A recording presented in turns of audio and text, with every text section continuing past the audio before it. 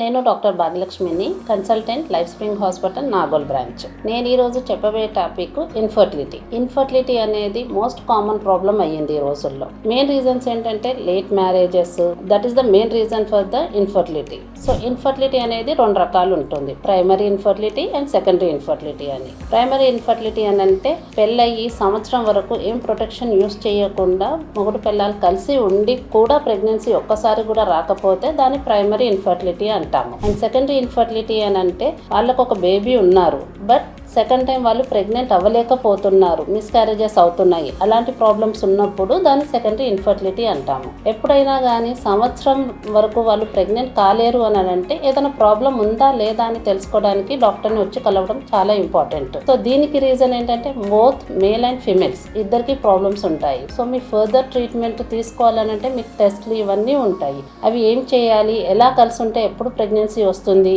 ఏ precautions తీసుకోవాలి అని తెలుసుకోవాలి. మీకు ఇంకా ఏమన్నా అప్డేట్స్ తెలుసుకోవాలంటే మా బ్రాంచ్కి వచ్చి కలవండి.